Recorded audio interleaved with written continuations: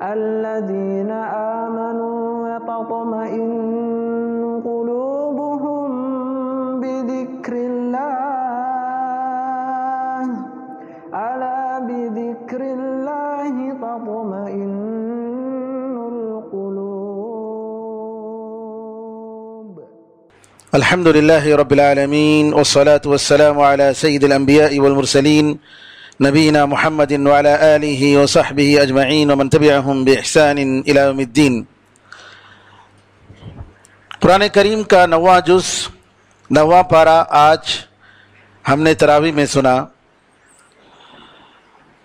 جس کی ابتدا شعیب علیہ السلام کے قوم اور ان کے درمیان جو بات چیت ہوئی اس کا تسلسل اس کی ابتدا ہوتی ہے، اور ان قوموں کے عذاب کا ذکر کرنے کے بعد اللہ تعالیٰ یہ فرماتا ہے کہ کسی بھی بستی میں اگر ہم نے کسی نبی کو بھیجا ہے اور ان کو ان کے گناہ کے بدلے میں عذاب میں تکلیف میں مبتلا کیا ہے، تو اس کا مقصد یہ ہے کہ وہ لوگ توبہ کریں، گڑ گڑائیں. یعنی اللہ تعالیٰ کی نعمتیں جو رک جاتی ہیں اور اللہ کا جو عذاب آتا ہے وہ کس لیے آتا ہے؟ تاکہ بندوں کو یاد دلائے کہ تم لوگ گناہ کر رہے ہو اور تمہاری گناہیں بہت بڑھ گئی ہیں. اللہ تعالیٰ کی طرف پلٹ کر آؤ، توبہ کرو. یہ سبق دینے کے لیے اللہ تعالیٰ عذاب دے رہا ہے. جیسے آج کل ہم لوگ اللہ کے ایک عذاب میں مبتلا ہیں. ہمارے شہر میں پانی نہیں ہے، اطراف و اکناف میں بارشیں ہو رہی ہیں لیکن یہاں بارش کا نام نہیں ہے. پانی کی قلت، پانی کنویں سوکھ رہے ہیں، بور جتنا بھی نیچے ڈالیے پانی نہیں مل رہا ہے. یہ اللہ کا عذاب ہے، یہ اللہ کا عذاب ہے، اس میں کوئی شک نہیں. اور اللہ کی نعمت کو واپس لانے کے لیے کیا ضرورت ہے کہ ہم اللہ تعالیٰ کی طرف توبہ کریں، اللہ سے معافی مانگیں، استغفار کریں، ہمارے گناہوں سے ہم توبہ کریں. یہ پانی کی نعمت سے اگر ہم محروم ہیں آج، تو اس کا ایک واحد مقصد یہ کہ ہماری گناہیں ہیں. اللہ کی طرف سے یہ ہمیں سزا دی جا رہی ہے کہ تم لوگ اللہ تعالیٰ کی نافرمانیوں میں مبتلا ہو، توبہ نہیں کر رہے ہو. اگر ہم توبہ کریں گے، استغفار کریں گے، تو ضرور اللہ تعالیٰ ہمیں اپنی نعمت سے نوازے گا. تو یہ اللہ کا عذاب ہے میرے بھائیوں. اس کا مقصد یعنی بندے تاکہ اللہ تعالیٰ کی طرف پلٹ کر آئیں. بڑا عذاب آنے سے پہلے اللہ تعالیٰ یہ چھوٹے چھوٹے عذاب دے رہا ہے تاکہ ہم اپنی غفلت سے جاگیں اور اللہ تعالیٰ کی طرف رجوع کریں. پھر اللہ تعالیٰ نے ایک عام قاعدہ بتایا کہ اگر بستی والے ایمان لاتے اور تقوی اختیار کرتے، پرہیزگاری اختیار کرتے، اللہ سے ڈرتے، تو ہم زمین اور آسمان سے ان کے لیے برکتیں کھول دیتے. لیکن کیا ہو رہا ہے؟ یہ گناہ کر رہے ہیں، جھٹلا رہے ہیں، تو ان کے گناہ کے بدلے میں ہم ان کو پکڑ رہے ہیں. اللہ تعالیٰ نے اسی طریقے سے دوسری جگہ بھی فرمایا وَلَوْ أَنَّ أَهْلَ الْكِتَابِ آمَنُوا وَاتَّقَوْا، اگر اہل کتاب ایمان لاتے اور تقوی اختیار کرتے، اللہ سے ڈرتے، تو ہم آسمان و زمین سے برکتیں ان کے لیے کھول دیتے. پھر اللہ تعالیٰ پوچھ رہا ہے کیا بستی والوں کو ڈر نہیں ہے؟ اس بات کا ڈر نہیں ہے کہ ہمارا عذاب آئے اس حالت میں کہ وہ سو رہے ہوں راتوں رات اور اللہ تعالیٰ ان کو ختم کر دے؟ کیا بستی والوں کو اس بات کا ڈر نہیں ہے، خطرہ نہیں ہے کہ ہمارا عذاب اس حالت میں آئے جب وہ لوگ کھیل رہے ہوں صبح کے وقت میں، چاشت کے وقت میں؟ کیا یہ لوگ اللہ تعالیٰ کے عذاب سے بے خوف ہو گئے ہیں؟ اللہ کے عذاب سے بے خوف ہونے والے نقصان اٹھانے والے ہیں. یعنی مومن ہمیشہ اپنے گناہوں سے ڈرتا ہے. سلف کے بارے میں کہا گیا کہ یہ لوگ نیک عمل بھی کرتے تھے اور پھر اللہ سے ڈرتے بھی تھے کہ کہیں اللہ تعالی ہمارے عمل کو قبول نہ کرے. عائشہ رضی اللہ عنہ پوچھتی ہیں قرآن کریم کی آیت کے بارے میں وَيُؤْتُونَ مَا آتَوْا وَقُلُوبُهُمْ وَجِلَةٌ أَنَّهُمْ إِلَىٰ رَبِّهِمْ رَاجِعُونَ کہ یہ جو بھی عمل کرتے ہیں اچھا عمل اس حالت میں کرتے ہیں کہ یہ لوگ ڈر رہے ہیں اور یہ کہ ان کی طرف اللہ کی طرف پلٹ کر جانے والے ہیں. عائشہ رضی اللہ عنہا نے نبی کریم صلی اللہ علیہ وسلم سے پوچھا کہ اللہ کے رسول یہ لوگ جن کا ذکر اس آیت میں ہوا ہے وَيُؤْتُونَ مَا آتَوْا یعنی وَيَفْعَلُونَ مَا يَفْعَلُونَ یہ جو بھی کام کرتے ہیں کیا یہ لوگ شراب پینے والے زنا کرنے والے چوری کرنے والے گناہ کرنے والے یہ لوگ مراد ہیں؟ نبی کریم صلی اللہ علیہ وسلم نے کہا کہ نہیں یہ لوگ نہیں ہیں بلکہ یہ وہ ہیں جو نماز پڑھتے ہیں صدقہ و خیرات کرتے ہیں نیک کام کرتے ہیں پھر اللہ سے ڈرتے ہیں کہ کہیں اللہ تعالی ہمارے نیک عمل کو قبول نہ کرے. تو مومن نیک عمل اور اللہ کے خوف دونوں کو جمع کرتا ہے اپنے دل میں اور منافق برے عمل اور تمنائیں اللہ مجھے معاف کر دے گا اللہ مجھے معاف کر اللہ مجھے جنت دے گا میں گناہ کر رہا ہوں لیکن اللہ مجھے معاف کر دے گا اس طریقے سے نعوذ باللہ یہ منافق کی سوچ ہوتی ہے. عبداللہ ابن مسعود رضی اللہ عنہ فرماتے ہیں کہ مومن اس کے گناہوں کو ایسا سمجھتا ہے کہ گویا وہ پہاڑ کے نیچے کھڑا ہے پتہ نہیں کب پہاڑ گر جائے اور جو بدکار ہے فاسق ہے وہ کیسے سمجھتا ہے اس کے گناہوں کو گویا اس کے سر پر ایک مکھی بیٹھا اس نے ایسے کیا تو مکھی اڑ گیا یعنی وہ گناہوں کو معمولی سمجھتا ہے. اور یہاں پر میرے بھائیوں ایک مومن کو کبھی بھی اس کی فکر نہیں کرنی چاہیے کہ میں کیا کون سا بڑا کام کر دیا نعوذ باللہ نہیں اس کو دیکھنا چاہیے کہ کس کی معصیت کر رہا ہے کتنی بڑی ذات کی نافرمانی کر رہا ہے. اسی لیے علماء نے کہا تمہارے گناہوں کے چھوٹے ہونے کو مت دیکھو یہ دیکھو کتنی بڑی ذات کی تم نافرمانی کر رہے ہو اس اللہ کی نافرمانی کر رہے ہو یہ معمولی بات نہیں ہے. حسن بصری رحمۃ اللہ علیہ نے فرمایا کہ مومن نیک عمل کرتا ہے اور ڈرتے رہتا ہے جی اس کے دل میں ڈر رہتا ہے جبکہ فاجر اور بدکار اور فاسق برے عمل کرتا ہے اور وہ بے خوف رہتا ہے. نبی کریم صلی اللہ علیہ وسلم کے بارے میں عائشہ رضی اللہ عنہ فرماتی ہیں کہ نبی کریم صلی اللہ علیہ وسلم کو منہ بھر کر ہنستے ہوئے کبھی میں نے نہیں دیکھا اس طریقے سے کہ ان کے پورے دار نظر آ جائیں پورا منہ کھل کر ہنستے ہوئے کبھی نہیں دیکھا میں نے آپ جو ہے مسکراتے تھے بس. اور جب کبھی بادل دیکھتے تو جو ہے نبی کریم صلی اللہ علیہ وسلم کے چہرے پر جی غم کے آثار آ جاتے پریشان ہو جاتے پتہ نہیں کیا ہو جائے. نبی کریم صلی اللہ علیہ وسلم سے عائشہ کہتی ہیں اللہ کے رسول لوگ بادل کو دیکھ کر خوش ہوتے ہیں اور آپ بادل کو دیکھ کر میں دیکھتی ہوں کہ آپ پسند نہیں کرتے ہیں اور آپ جو ہے پریشان ہو جاتے ہیں. تو نبی کریم صلی اللہ علیہ وسلم نے فرمایا عائشہ مجھے کیا معلوم کہ جو بادل آ رہا ہے اس میں کوئی آندھی ہو اس میں کوئی عذاب ہو جیسا کہ قوم عاد کو آیا تھا وہ لوگ سمجھ رہے تھے کہ یہ بادل جو ہمیں برسائے گی جبکہ اس بادل میں عذاب تھا. مجھے کیا معلوم جب تک بارش نہیں ہو جاتی نبی کریم صلی اللہ علیہ وسلم اس وقت تک پریشان حالت میں رہتے اور جب بارش ہو جاتی تب آپ کو اطمینان ہوتا تب آپ خوش ہوتے. اور نبی کریم صلی اللہ علیہ وسلم دعا مانگتے تھے اے اللہ جو ہوا آ رہی ہے اس ہوا کا خیر اور اس میں جو بھلائی ہے وہ ہمیں عطا فرما اور اس میں جو برائی ہے اس سے ہمیں بچا لے.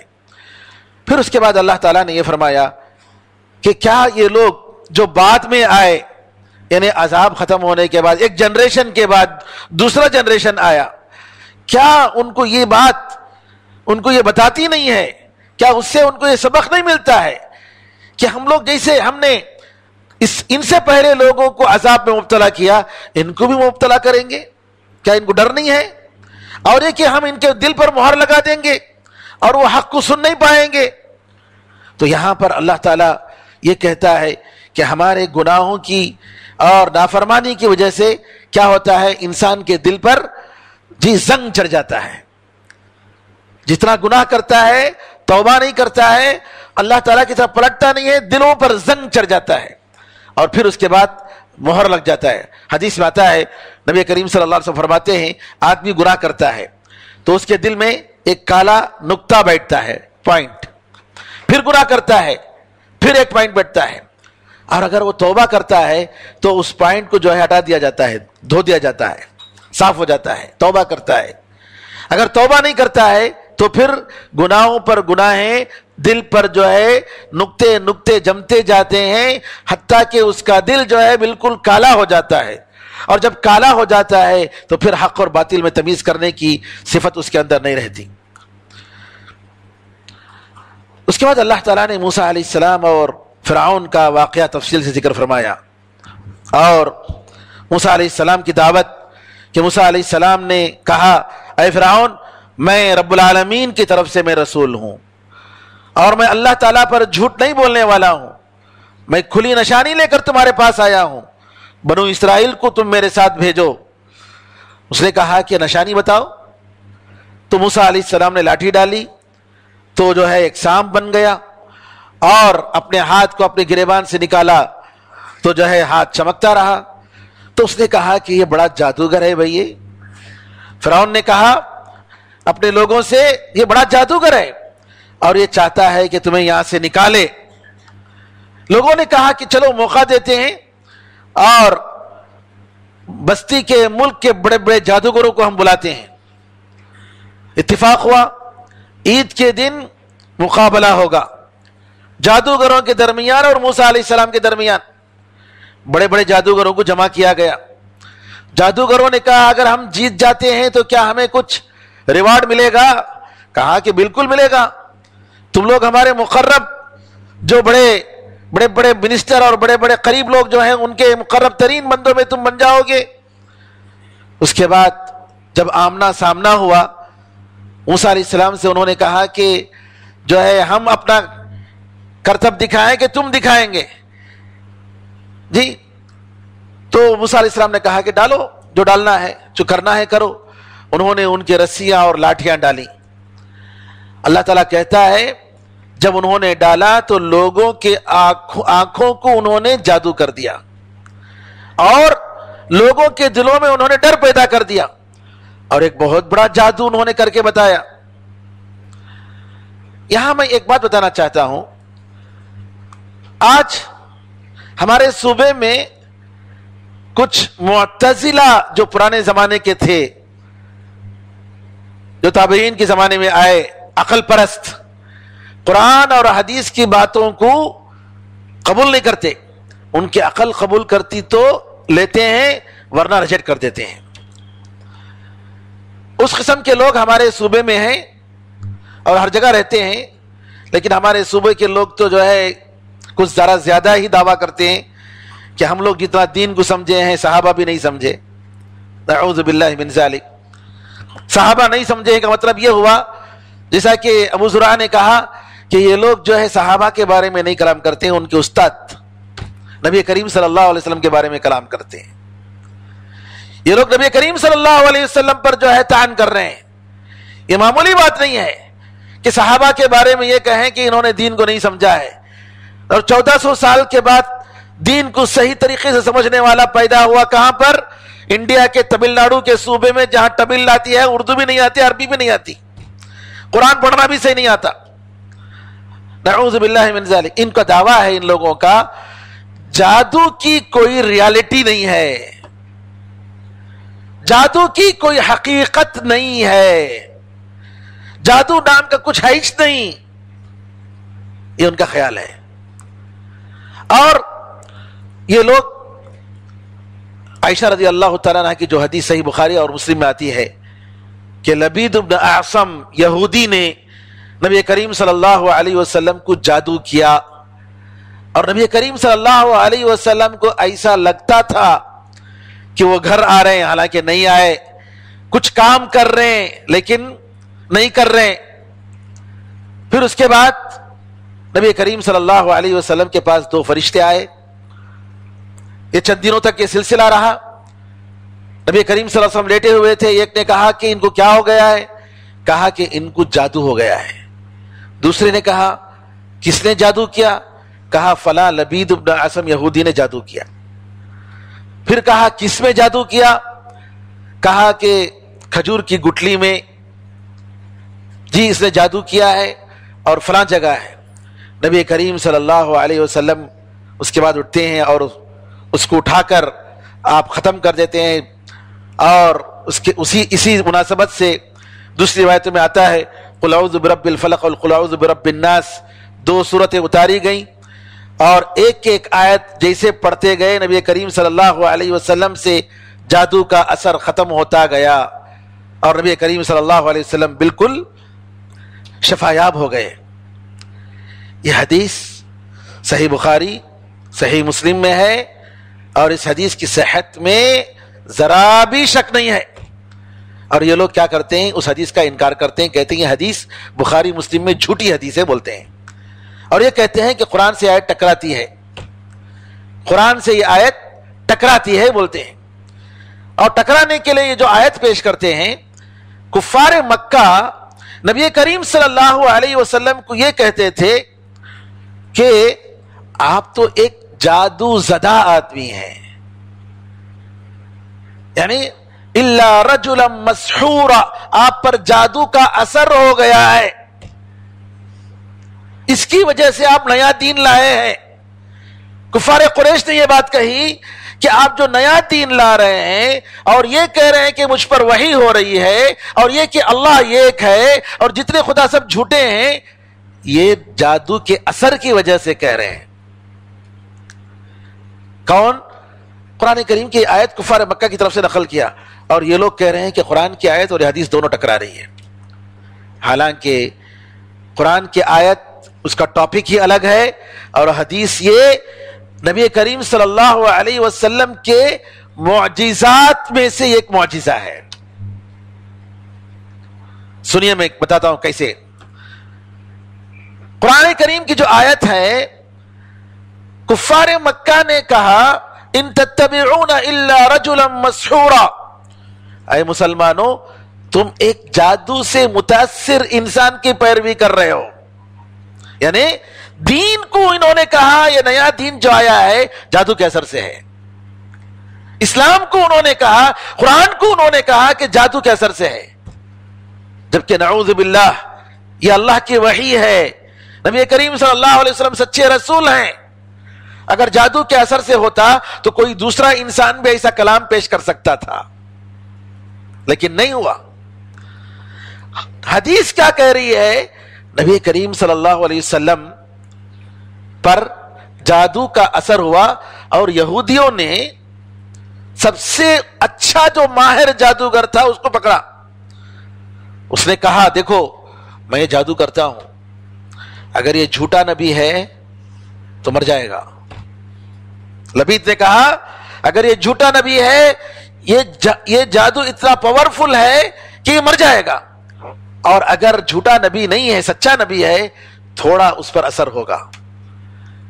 نبی کریم صلی اللہ علیہ وسلم کے بارے میں جو روایتیں آئی ہیں وہ ہرگز ان روایتوں میں یہ نہیں ہے کہ جادو کی وجہ سے نبی کریم صلی اللہ علیہ وسلم نے 2 رکعت کی نماز 3 رکعت پڑھی ہو، حلال کو کبھی حرام کہا ہو. آپ کے دین پر کوئی اثر نہیں ہوا.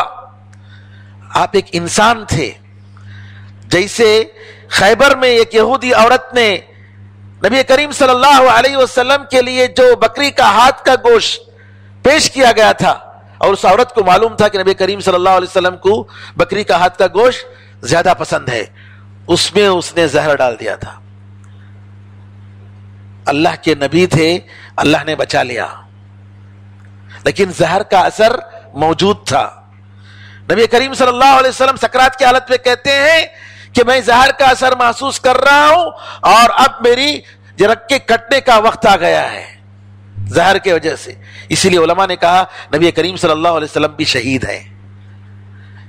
آپ کے ساتھ ایک اور صحابی عباد بن بشر رضی اللہ عنہ، وہ بھی جو ہے کھائے تھے فوراً مر گئے. نبی کریم صلی اللہ علیہ وسلم انسان تھے.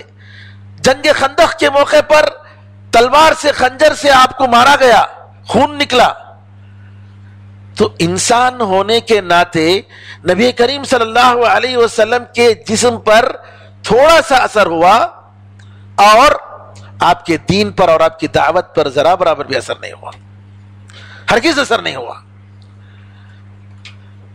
اور کمال کی بات یہ ہے، قرآن کریم میں موسیٰ علیہ السلام کے بارے میں جہاں پر بعض جگہ میں یخیل الیہ من سحرہم انہا تسعی کا لفظ آیا ہے، یخیل یعنی موسیٰ علیہ السلام کو ایسا خیال آیا ان کے جادو کی وجہ سے کہ یہ سانپ دوڑ رہے ہیں، سانپ ہیں، خیال کا لفظ قرآن نے استعمال کیا ہے۔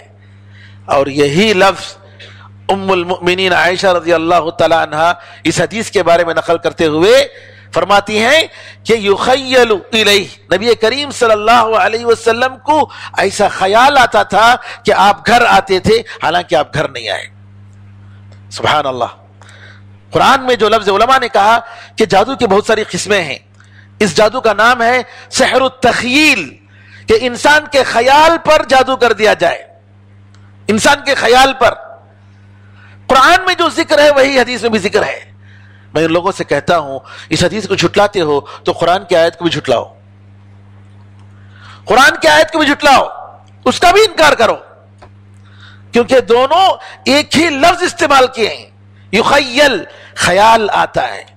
تو بہرحال میرے بزرگوں، نبی کریم صلی اللہ علیہ وسلم کو اللہ نے بچایا کیونکہ آپ سچے نبی تھے، اور یہ نبوت کی سچی علامتوں میں سے ایک علامت ہے۔ جیسے زہر کھا کر بھی نبی کریم صلی اللہ علیہ وسلم بچ گئے، اللہ نے آپ کو بچایا، اور زہر کی وجہ سے آپ اس وقت نہیں مرے، اللہ نے بچایا ان کو، اور جب ان کو مرنا تھا اسی وقت اللہ تعالیٰ نے ان کو موت دی۔ تو یہاں پر جادو کے بارے میں قرآن کریم کی یہ آیت اور سورہ بقرہ کی 102 آیت نمبر 102 جس میں اللہ نے کہا کہ شیاطین نے کفر کیا، سلیمان علیہ السلام نے کفر نہیں کیا، اس میں تقریباً 14-15 دلیلیں ہیں کہ جادو کی ریالٹی ہے۔ اللہ تعالیٰ چاہے تو اس سے نقصان پہنچ سکتا ہے، اللہ کی مشیت پر۔ قرآن میں اللہ نے فرمایا سورہ بقرہ آیت نمبر 102 میں وَمَا هُمْ بِضَارِّينَ بِهِ مِنْ أَحَدٍ إِلَّا بِإِذْنِ اللَّهِ، یہ لوگ جادو کے ذریعے کسی کو نقصان پہنچانے والے نہیں ہیں اللہ یہ کہ اللہ کی اجازت ہو، اللہ تعالیٰ کی مشیت ہو۔ اللہ نے یہ بھی کہا يُفَرِّقُونَ يَتَعَلَّمُونَ مِنْهُمَا مَا يُفَرِّقُونَ بِهِ بَيْنَ الْمَرْءِ وَزَوْجِهِ، جو لوگ جادو انہیں ہاروت اور ماروت دو فرشتوں سے ایسی چیزیں سیکھتے تھے جس کے ذریعے میاں بیوی کے درمیان پھوٹ ڈالتے ہیں، جدائی ڈالتے ہیں۔ ایک شوہر بیوی سے بہت محبت کرتا ہے، جادوگروں کے پاس جاتے ہیں اور جادو کا کام کرتے ہیں اور وہ نفرت کرنے لگتا ہے، شوہر بیوی سے نفرت، بیوی شوہر سے نفرت، اس قسم کی چیزیں، نعوذ باللہ۔ یہ ساری چیزیں اللہ نے کہا کہ اللہ کی مشیت ہو تو یہ ہوگا ورنہ نہیں ہوگا۔ تو یہاں پر سوال یہ ہے کہ اللہ تعالیٰ کہہ رہا ہے کہ یہ لوگوں کی آنکھوں کو انہوں نے جادو کر دیا، ڈر پیدا کر دیا، موسیٰ علیہ السلام ڈرنے لگے۔ اگر جادو کی کوئی بھی حقیقت نہیں ہے تو اللہ تعالیٰ کیوں کہہ رہا ہے کہ جادو انہوں نے لوگوں کے آنکھوں کو جادو کر دیا، ڈر پیدا کر دیا؟ بہرحال یہ بتانا چاہتا ہوں کہ قرآن اور حدیث کی جو بھی باتیں ہیں اس کو ماننا چاہیے، اس کو ہرگز انکار نہیں کرنا چاہیے۔ یہ سب غیب کی چیزیں ہیں، غیب، انسین، اور انسین جو بھی قرآن و حدیث میں جو باتیں آتی ہیں ان کو یقین کرنا چاہیے۔ پھر اس کے بعد اللہ تعالیٰ نے موسیٰ علیہ السلام کے واقعے کا ذکر کرتے ہوئے کہا کہ جب اللہ تعالیٰ نے کہا موسیٰ علیہ السلام کو کہ تم اپنی لاٹھی ڈالو، تو یہ ساری چیزیں جو بھی وہ لوگ جادو کر رہے تھے، یہ سانپ جو ہے موسیٰ علیہ السلام کی لاٹھی نے نگل گیا، اور اللہ تعالیٰ کہتا ہے کہ حق ثابت ہو گیا اور باطل جو بھی تھا وہ سب چلا گیا۔ اب وہاں یہ لوگ ناکام ہو گئے، نامراد ہو گئے۔ جادوگروں نے دیکھا کہ یہ جادو تو نہیں ہو سکتا ہے، کیونکہ وہ لوگ جادو کے ماہر تھے۔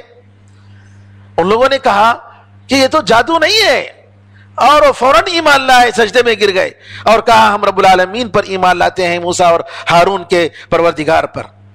فوراً فرعون نے کہا اور دھمکی دیا، کہا کہ ارے تم لوگ پہلے ہی سے سازش کے ساتھ آئے ہو.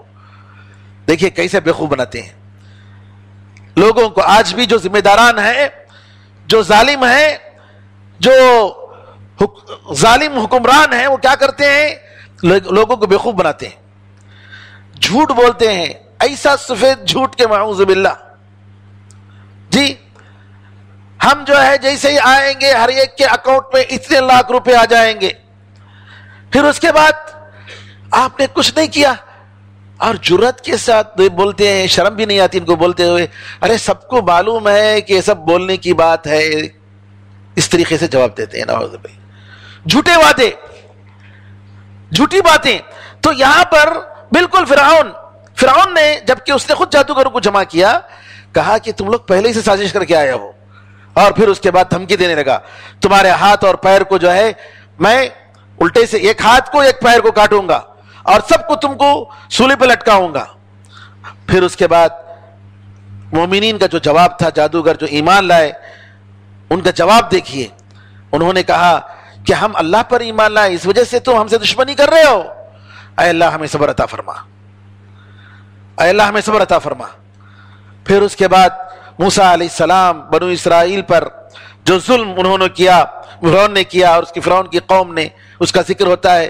میرے بھائیوں، موسیٰ علیہ السلام اور فرعون کا اور بنو اسرائیل کا ذکر بار بار قرآن میں آتا ہے، اور نبی کریم صلی اللہ علیہ وسلم کو تشبیہ دی گئی ہے موسیٰ علیہ السلام سے اہل کتاب کی کتابوں میں، کہ موسیٰ جیسے نبی آئیں گے.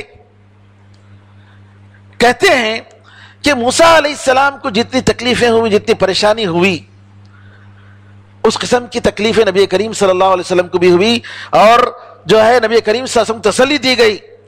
اور ویسے ہی فرعون کے ساتھ رہ کر بنو اسرائیل کو جو تکلیف ہوئی، دیکھیے موسیٰ علیہ السلام کہتے ہیں استعینوا باللہ واصبروا، اللہ سے مدد مانگو، صبر کرو، بے شک زمین اللہ تعالیٰ کی ہے، وہ جسے چاہے وارث بناتا ہے اس کے بندوں میں سے، لیکن انجام متقیوں کے لیے ہے، انجام متقیوں کے لیے ہے. تو لہٰذا میرے بھائیوں، آج کے جو حالات ہیں، ہمارے ان حالات میں ہم مسلمانوں کو جو کرنا ہے وہ ہے کہ صبر کرنا ہے اور حکمت کے ساتھ کام کرنا ہے. ہمارے اندر جو کمی ہے اس کو دور کرنا ہے، اللہ تعالیٰ کی طرف پلٹنا ہے، اللہ سے بار بار گڑ گڑا کر دعا کرنا ہے، تاکہ اللہ تعالیٰ امت کی حالت کو سنوارے، سنبھالے. اور پھر اس کے بعد اللہ تعالیٰ نے فرعون پر جو عذاب آیا اس کا ذکر کیا، کہا کہ ہم نے بہت سے قسم کے عذاب بھیجے ان پر. جب بھی ان کو جو ہے اچھی نعمت ہوتی تو کہتے تو ہمارے وجہ سے ہے ہوا، اور اگر ان کو عذاب آتا تو کہتے کہ موسیٰ کی وجہ سے ہوا. اللہ تعالیٰ کہتا ہے کہ ہم نے طوفان بھیجا، ٹڈی بھیجی.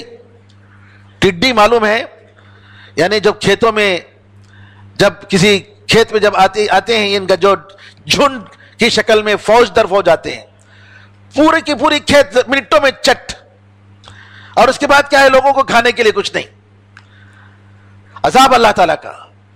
اور اللہ تعالیٰ نے عذاب میں سے جوں سروں پر جوں بھر بھر کر، اور اس طریقے سے مینڈک جہاں دیکھے وہاں سے مینڈک نکل رہے ہیں. برتن میں کوئی چیز رکھا تو پانی کی شکل میں، خون کی شکل میں بدل گیا. اس قسم کے بہت سارے ان کو جو ہے، ان کو توبہ کے لیے، تاکہ ان کو توبہ کی توفیق ہو، ایمان لائے. جب کچھ عذاب آتا تو موسیٰ سے کہتے کہ موسیٰ دعا کرو، ہم ایمان لا لیں گے. اور موسیٰ علیہ السلام دعا کرتے تو پھر واپس اپنی شرارت کرتے. پھر اللہ تعالیٰ نے آخر فرعون کو سمندر میں ڈبویا، اور اللہ تعالیٰ نے بنو اسرائیل کو بچایا، اور فرعون کو ایک عبرت کے طور پر بنا دیا. اللہ تعالیٰ کہتا ہے اس کے بعد کہ ہم نے بنو اسرائیل کو سمندر پار کروایا. تو جب جا رہے تھے تو کچھ ایسے لوگوں کے پر گزر ہوا جو بتوں کی عبادت کر رہے تھے. بنو اسرائیل نے کہا موسیٰ ہمیں بھی، ہمارے لیے بھی ایک بت بنا دو تاکہ ہم بھی جو ہے اس کی عبادت کریں، یعنی ہمارے خدا کی مورتی بنا دو، ہمارے خدا کی مورتی بنا دو. موسیٰ علیہ السلام نے کہا کہ تم جاہل قوم ہو، انکم قوم تجہلون، آدمی کتنا بڑا عالم ہو جائے، بڑا ڈاکٹر ہو، انجینئر ہو جائے، سائنسدان ہو جائے، اپنے رب کو اگر نہیں پہچانتا ہے تو جاہل ہے. اپنے رب کو نہیں پہچانتا ہے تو وہ جاہل ہے. یہ جو آپ دیکھ رہے ہیں نبی کریم صلی اللہ علیہ وسلم کے زمانے میں بھی ایسا واقعہ ہوا. غزوہ حنین سن 9 ہجری میں ہوئی جنگ، اور اس جنگ میں فتح مکہ میں جو مسلمان ہوئے تھے نئے نئے 1 سال پہلے سن 8 ہجری میں کچھ مسلمان تھے، 7 شریک تھے. نبی کریم صلی اللہ علیہ وسلم حنین کی طرف جا رہے ہیں تو دیکھا ان نئے مسلمانوں نے کہ جو ہے کفار جو بنو ثقیف کے تھے، یہ لوگ برکت کے لیے اپنی تلواروں کو درختوں کے پاس لٹکائے تھے. پیپل کا ایک درخت تھا، اس درخت کے پاس جو ہے برکت کے لیے لٹکائے تھے. تو ان میں سے نئے صحابہ نے کہا یا رسول اللہ ہمیں بھی کوئی درخت بتائیے، ہم بھی برکت کے لیے اپنے اسلحہ کو تلوار کو رکھیں گے نا.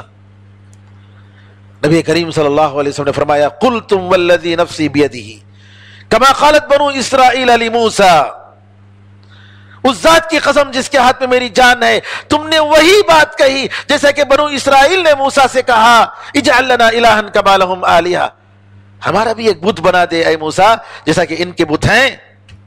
آپ نے کہا انہا سنن، یہ بالکل تقلید ہے پرانی قوموں کی.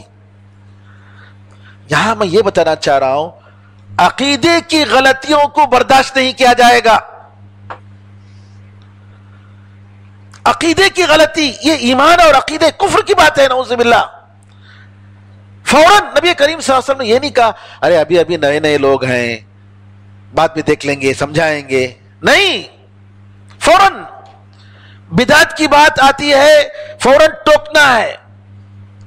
فقہی مسائل الگ ہیں، لیکن عقیدے کا جو موضوع ہے اس میں فوراً جو ہے لوگوں کو تنبیہ کرنی ہے، بتانا ہے یہ غلط ہے. نبی کریم صلی اللہ علیہ وسلم خطبہ دے رہے ہیں جمعے کا، اور ایک صاحب کہہ رہے ہیں ما شاء اللہ وشئت، وہی ہوگا جو اللہ تعالیٰ چاہے اور آپ چاہیں. نبی کریم صلی اللہ علیہ وسلم کہہ رہے ہیں ارے اجعلتنی للہ ندا وهو خلقک، تم نے مجھے اللہ کے برابر کر دیا جبکہ اللہ نے تجھے پیدا کیا ہے، میں کیسے اللہ کے برابر ہو سکتا ہوں. فوراً عقیدے کی غلطی کو برداشت نہیں کیا جا سکتا، کیونکہ یہ عقیدے کی غلطی نعوذ باللہ انسان کو کفر تک لے جاتی ہے. تو لہٰذا میرے بھائیوں یہاں ہمیں سمجھنے کی ضرورت ہے کہ کن مسائل میں ہم خاموش رہ سکتے ہیں، برداشت کر سکتے ہیں، کن مسائل میں ہمیں سختی کے ساتھ ہمیں پیش آنا ہے، اور ایک لوگوں کو توحید کا سبق دینا ہے. پھر اس کے بعد کہتے ہیں کہ اللہ کے سوا کسی کو اور خدا چاہیے تمہیں، جبکہ وہ آج کے زمانے میں جو جتنے لوگ ہیں تم پر فوقیت دیا ہے. عالمین سے مراد یہاں اللہ تعالیٰ نے جو کہا کہ وہ فضلکم علی العالمین، سارے جہاں والوں پر تمہیں فضیلت دی، تو ان کے زمانے میں مراد ہے، ہمیشہ کے لیے نہیں ہے. پھر اس کے بعد موسیٰ علیہ السلام بنو اسرائیل پر اللہ تعالیٰ کی نعمتوں کا ذکر فرماتا ہے، اور 30 دن اور بلکہ 40 دن کے بعد اللہ تعالیٰ نے موعد دیا تھا موسیٰ علیہ السلام کو کہ ان کے بنو اسرائیل کے 70 لوگوں کے ساتھ، قبیلے کے بڑے لوگوں کے ساتھ آئیں. اور ہارون علیہ السلام اپنی جگہ، ہارون علیہ السلام اپنے بھائی کو اپنی جگہ امیر بنا کر، ذمہ دار بنا کر موسیٰ علیہ السلام ان 70 لوگوں کو آتے ہیں. دوسری جگہ آتا ہے کہ موسیٰ علیہ السلام اپنے قوم سے پہلے آ گئے. قوم ہے راستے میں، موسیٰ علیہ السلام سے اللہ پوچھتا ہے ما اعجلک عن قومک یا موسیٰ، اے موسیٰ تمہاری قوم کے ساتھ آتے ٹائم پر کیوں جلدی آ گئے؟ موسیٰ علیہ السلام نے کہا عجلت الیک ربی لترضی، اے اللہ میں تیرے پاس جلدی اس لیے آیا تاکہ تو راضی ہو جائے. علماء نے کہا اللہ تعالیٰ کی طرف قدم بڑھانے کے لیے جلدی کرنی چاہیے، نیک کاموں میں جلدی کرنی چاہیے، تاخیر نہیں کرنی چاہیے. موسیٰ علیہ السلام کہتے ہیں اللہ اس لیے میں جلد آ گیا تاکہ تو راضی ہو جائے. پھر اس کے بعد یہاں ان کے قوم کے طلب کرنے پر موسیٰ علیہ السلام کہتے ہیں اے اللہ ذرا تو مجھے بتا، میں تجھے دیکھنا چاہتا ہوں. اللہ تعالیٰ کہتا ہے کہ تم مجھے نہیں دیکھ سکتے، لیکن دیکھو پہاڑ کو، اگر میری تجلی کا ظہور ہو اور پہاڑ اپنی جگہ ثابت ہو تو تم دیکھ سکتے ہو، ورنہ تم دیکھ نہیں سکتے۔ اللہ کی تجلی ہوئی، تھوڑی سی تجلی ہوئی، پہاڑ چکنا چور ہو گیا، موسیٰ علیہ السلام بے ہوش ہو گئے، موسیٰ علیہ السلام بے ہوش ہو گئے۔ اور جیسے ہی موسیٰ علیہ السلام جاگے، اللہ سے کہا اللہ میں توبہ کرتا ہوں، میں معاف کرتا ہوں، اور تیری باتوں پر سب سے پہلے میں ایمان لاتا ہوں۔ اللہ تعالیٰ نے موسیٰ علیہ السلام سے وہاں جو ضروری باتیں تھیں وہ باتیں کی۔ اور یہاں ایک بات ہے کہ اللہ تعالیٰ فرماتا ہے کہ جب یہ لوگ ٹیڑے ہو گئے تو اللہ تعالیٰ نے ان کے دلوں کو ٹیڑھا کر دیا۔ اور اللہ تعالیٰ کی رؤیت کے بارے میں، رؤیت باری، اللہ تعالیٰ کا دیدار، اہل سنت و جماعت کا یہ ہمارا عقیدہ ہے کہ مومن جنت میں جانے کے بعد اللہ تعالیٰ کو قیامت کے دن دیکھیں گے، اور وہ نعمت اللہ تعالیٰ کا دیدار جنت سے بھی بڑھ کر ہوگی، وہ نعمت جنت کی نعمت سے بھی بڑی ہوگی۔ حدیث میں آتا ہے، صحابہ پوچھتے ہیں نبی کریم صلی اللہ علیہ وسلم سے کہ کیا ہم لوگ اپنے خدا کو دیکھیں گے؟ نبی کریم صلی اللہ علیہ وسلم نے فرمایا، کیا تم لوگ 14ویں چاند کو، جب چاند بالکل مکمل ہو دیکھنے میں، اور بیچ میں بادل بھی نہیں ہے اس کے آڑے، دیکھنے میں تمہیں کوئی پریشانی ہوتی ہے؟ بھیڑ لگانی پڑتی ہے دیکھنے کے لیے؟ کہا کہ نہیں۔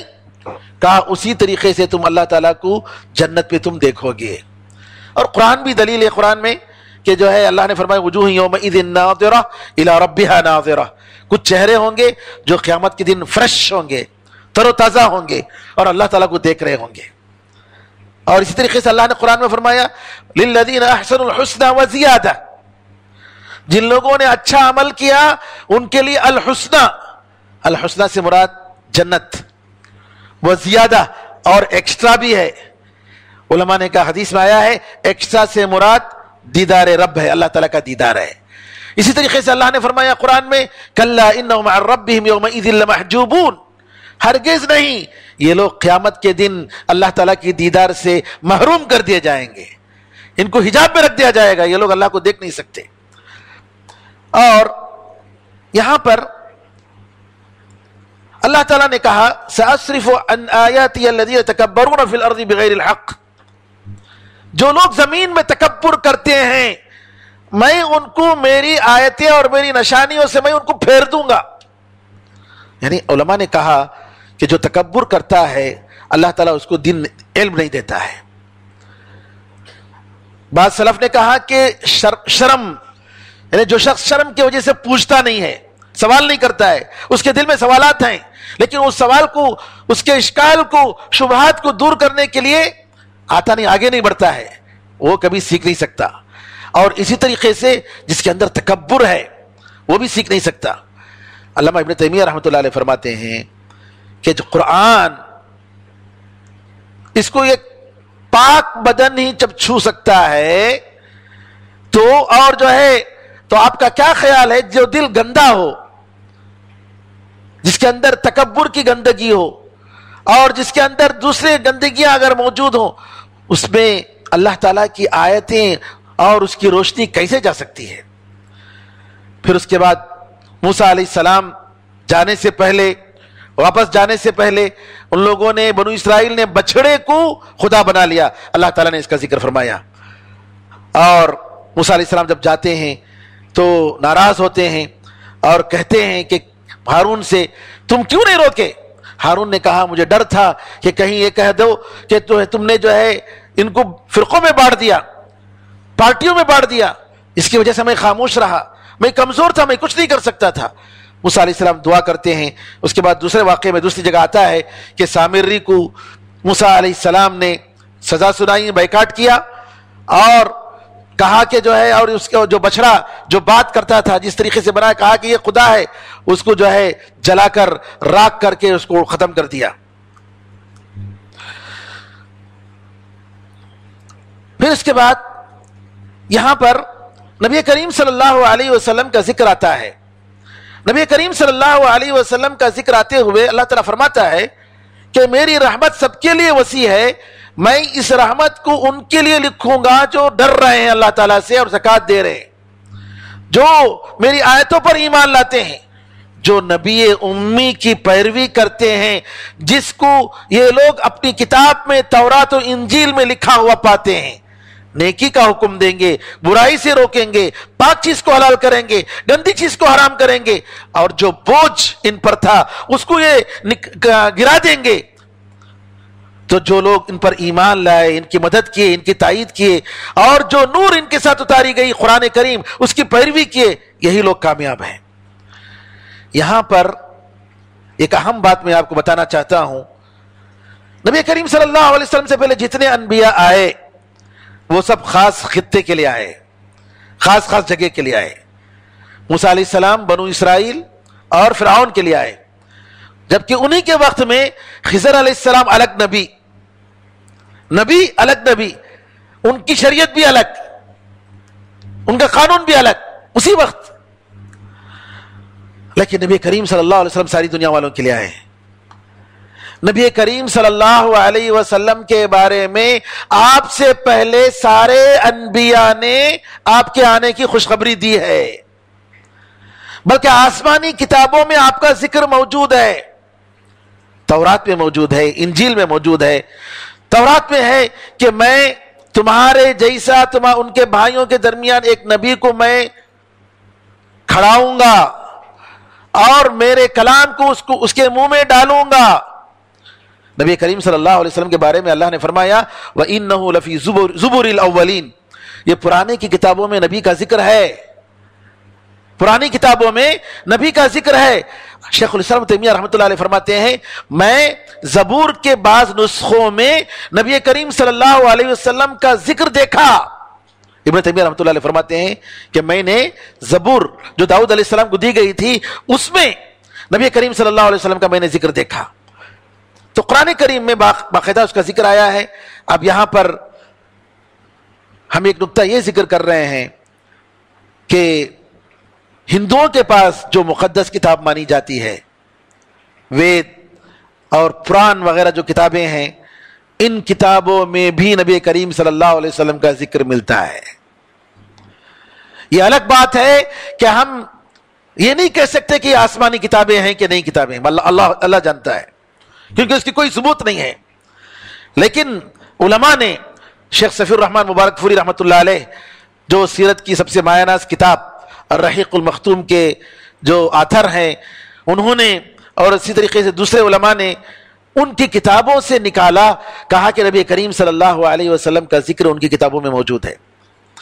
ندا اوستا میں نبی کریم صلی اللہ علیہ وسلم کا ذکر آتا ہے، کہتے ہیں کہ آپ کے بارے میں یہ کہا گیا کہ آپ رحمت للعالمین ہیں، سارے جہاں والوں کے لیے رحمت ہیں. اور یہ ان کا دشمن ان کا ایک ہوگا جس کا نام جو ہے ابو لہب ہوگا، اور وہ ایک اللہ کی طرف دعوت دے گا جس کے برابر کوئی نہیں، نہ اس کا پہلا ہے نہ اس کا آخر، نہ اس کا کوئی، نہ اس کا ساتھی ہے، نہ کوئی باپ ہے، نہ کوئی ماں ہے. جی اسی طریقے سے جو پارسی ہیں ایران کے زردشت، ان کی کتابوں میں بھی نبی کریم صلی اللہ علیہ وسلم کا ذکر ملتا ہے.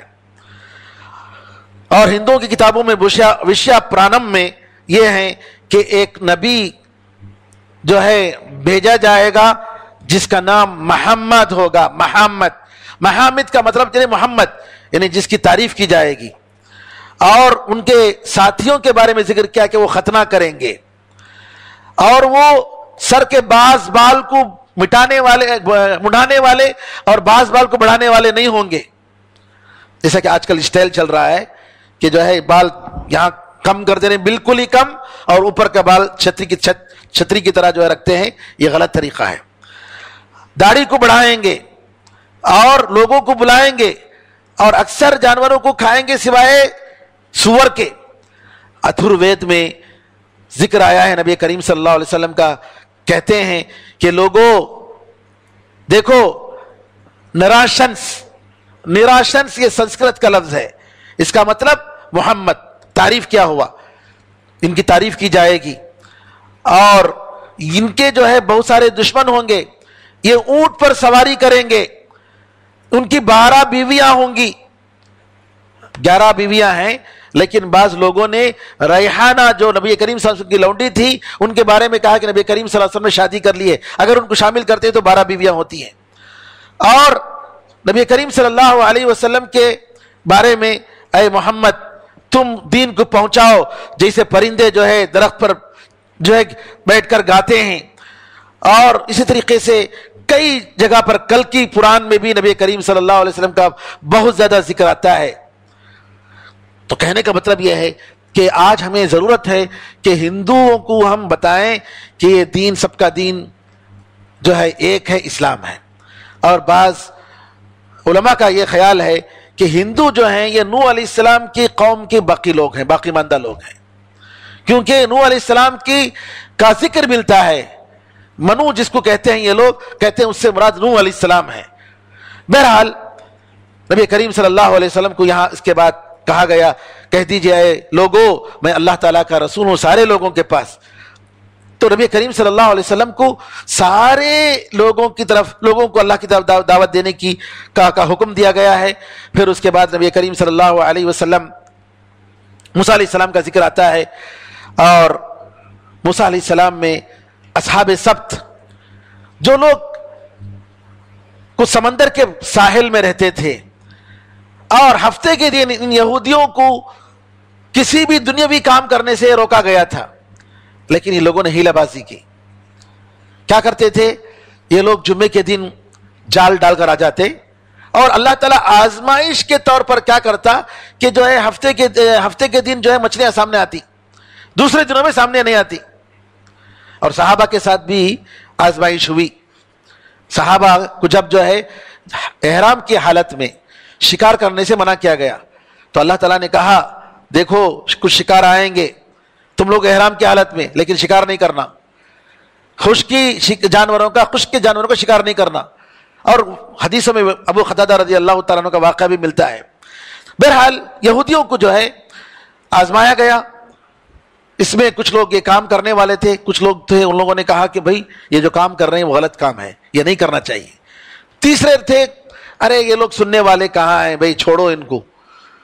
یعنی 3 قسم کے، ایک گناہ کرنے والے، ایک گناہوں سے روکنے والے یہ لوگ، تیسرے وہ لوگ جو گناہ نہیں کرتے تھے لیکن لوگوں کو روکتے بھی نہیں تھے.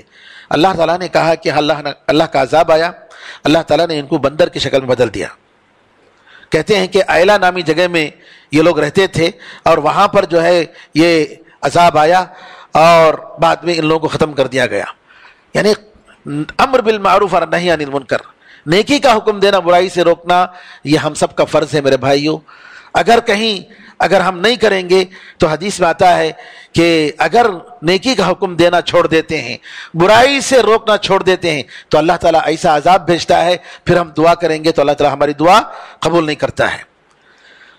پھر اس کے بعد اللہ تعالیٰ نے آدم علیہ السلام کی اولاد کا ذکر فرمایا کہ آدم علیہ السلام کے اولاد سے ان کی پیٹھ سے ہم نے ان کو نکالا اور ہم نے ان کو گواہ بنایا، ان پر گواہ بنایا. کہا کہ الست بربکم، کیا میں تم سب کا خدا نہیں ہوں، پروردگار نہیں ہوں؟ لوگوں نے کہا، سارے لوگوں نے کہا ہاں ہم مانتے ہیں اللہ تو ہمارا خدا ہے. اللہ نے کہا کہ قیامت کے دن یہ نہیں کہا کہ ہم نے نہیں کہا. تو یہاں اس آیت کے بارے میں علماء میں 2 رائے ہیں. بعض علماء نے کہا، اور اس کی روایتیں آئی ہیں لیکن یہ روایتیں نبی کریم صلی اللہ علیہ وسلم سے ثابت نہیں ہیں، بلکہ عبداللہ بن عباس اور عبداللہ بن عمر رضی اللہ تعالیٰ کے بارے میں آیا ہے کہ انہوں نے کہا کہ نبی کریم یہ ازل میں یعنی انسانوں کو پیدا کرنے سے پہلے اللہ تعالیٰ نے چھوٹی چھوٹی چونٹیوں کی شکل میں سارے انسانوں کو جمع کیا، چھوٹی چھوٹی چونٹی کی شکل میں، اور کہا کہ کیا میں تمہارا خدا نہیں ہوں؟ سب نے کہا کہ ہاں ہمارا خدا ہے. یعنی یہ جسے اللہ تعالیٰ کہہ رہا ہے ویسے یہ واقعہ پیش آیا. علماء کا ایک دوسرا قول ہے کہ یہاں جو اللہ تعالیٰ کہہ رہا ہے کہ اللہ تعالیٰ نے ان پر گواہ بنایا، اس کا مطلب اللہ تعالیٰ فطرت میں رکھا ہے انسانوں کے کہ اللہ تعالیٰ ایک ہی خدا ہے. ہر انسان کی فطرت میں ہے، ہر انسان کی فطرت میں یہ ہے. اور حدیث میں آتا ہے کہ ہر بچہ جو پیدا ہوتا ہے وہ توحید پر پیدا ہوتا ہے، اسلام پر پیدا ہوتا ہے. ماں باپ اس کو یہودی بناتے ہیں یا عیسائی بناتے ہیں یا مجوس بناتے ہیں. پھر اس کے بعد اللہ تعالیٰ نے ایک اور واقعہ ذکر فرمایا بنو اسرائیل کا جس کو اللہ نے علم دیا، سب کچھ دیا، لیکن وہ بعد میں شیطان نے اس کو بھٹکا دیا۔ بنو اسرائیل کے بہت سارے واقعات ہیں، کہا کہ اللہ تعالیٰ نے علم سب کچھ دے کر اس کو کیا کیا، دنیا کی خوبصورتی کے پیچھے چلا گیا اور دین کو چھوڑ دیا۔ اللہ نے کہا اس کی مثال کتے کی مثال ہے کہ اگر اس پر حملہ کرو تب بھی وہ جو ہے زبان لٹکائے رہتا ہے، چھوڑ دو گے تب بھی اس کو جو ہے وہ اپنی زبان لٹکاتے رہتا ہے۔ یعنی یہ ان علماء سو، برے علماء کی مثال کتے سے دی گئی ہے، نعوذ باللہ، جو اپنے دین کو دنیا کے بدلے میں بیچتے ہیں۔ پھر اس کے بعد اللہ تعالیٰ نے دوزخ والوں کا ذکر فرمایا کہ دوزخ کے لیے ہم نے کچھ لوگوں کو پیدا کیا جن کے دل ہیں لیکن سمجھتے نہیں، آنکھ ہے لیکن دیکھتے نہیں، کان ہے لیکن سنتے نہیں۔ اللہ نے کہا یہ لوگ جانوروں سے بھی بدتر ہیں۔ آگے اللہ نے کہا کہ اللہ تعالیٰ کے نیک نام ہیں، ان نیک ناموں سے اللہ کو یاد کرو، نیک ناموں سے اللہ کو یاد کرو، اللہ سے مانگو۔ نبی کریم صلی اللہ علیہ وسلم کی دعاؤں کو دیکھیے، اللہم قولک حق، اللہم انت الحق وقولک حق والجنت حق والنار حق والنبیون حق۔ اے اللہ تو برحق ہے، انبیاء برحق ہیں، جنت برحق ہے، دوزخ برحق ہے۔ جی اللہ کی تعریف، اللہم انت الاول فلیس قبلک شیء، اللہ تو سب سے پہلے ہے، تجھ سے پہلا کوئی نہیں، تو سب سے آخر ہے، تیرے بعد کوئی نہیں۔ اس طریقے سے اللہ تعالیٰ کے نیک نام اور نیک صفات، اللہ کے اسماء حسنہ، ایک رمضان میں یہ درس ہونا چاہیے اسماء حسنہ کا۔ اللہ جزائے خیر دے، شیخ عبدالرزاق البدر العباد انہوں نے مستقل کتابیں لکھی شرح اسماء حسنہ پر، اور بہت ساری کہ اللہ تعالیٰ کے ناموں کو سوچ کر غور و فکر کر کے اس کے مطابق ہمارے اندر اخلاق پیدا کرنا۔ پھر اللہ تعالیٰ نے کہا کہ یہ لوگ پوچھتے ہیں قیامت کب ہے، کہا اللہ کہہ دو کہ اس کا علم اللہ تعالیٰ کے پاس ہے۔ پھر اللہ نے فرمایا کہ کہہ دیجئے اے محمد میں اپنے نفس کا مالک نہیں ہوں، میں غیب کا علم نہیں جانتا ہوں، اور اگر غیب کا علم جانتا میں تو مجھے کوئی نقصان نہیں ہوتا، میں تو صرف ڈرانے والا ہوں، اللہ تعالیٰ کی بات کو پہنچاتا ہوں۔ تو یہاں پر انشاءاللہ ہم اگلے کسی درس میں بتائیں گے علم غیب کے بارے میں، کیونکہ جو حضرات بریلوی حضرات ہیں ان کا عقیدہ یہ ہے کہ نبی کریم صلی اللہ علیہ وسلم غیب کا علم رکھتے ہیں۔ نعوذ باللہ، صاف اللہ تعالیٰ کہہ رہا ہے کہ میں غیب کا علم نہیں جانتا، آپ بتا دیجئے۔ اور یہ لوگ کیا عقیدہ رکھتے ہیں کہ نبی کریم صلی اللہ علیہ وسلم کو غیب کا علم تھا۔ پھر اس کے بعد اللہ تعالیٰ نے کہا کہ جی ایک اور واقعہ ذکر فرمایا کہ وہی اللہ ہے جس نے ایک انسان سے تمہیں پیدا کیا اور اس سے اس کی بیوی کو پیدا کیا تاکہ اس کے پاس سکون محسوس کرے، جب وہ اس پر جی چھا جاتا ہے، یعنی اس سے جب ملتا ہے تو حمل اس عورت نے اپنے پیٹ میں حمل محسوس کیا، اور اس وقت حمل کے وقت میں دونوں نے میاں بیوی نے دعا کی، اے اللہ اگر تو ہمیں نیک اولاد دے گا تو ہم تیرے شکر گزار بنیں گے۔ لیکن اللہ تعالیٰ کہتا ہے کہ جب اللہ تعالیٰ نے ان کو نیک اولاد دی تو اس میں شرک کرنے لگے، اور عبداللہ اور عبد الرحمن کے بجائے عبد الحارث رکھا۔ شیطان اصل میں کہتے ہیں ایک واقعہ ذکر کرتے ہیں، اور یہ بنو اسرائیل کا واقعہ ہے، جیسا کہ ابن کثیر نے کہا کہ جو ہے آدم علیہ السلام اور حوا علیہ السلام کے بارے میں جب ان کو بچے ہوتے تھے تو مر جاتے تھے، عبداللہ نام رکھا، عبد الرحمن رکھا، بچے مر جاتے تھے، شیطان مار دیتا تھا۔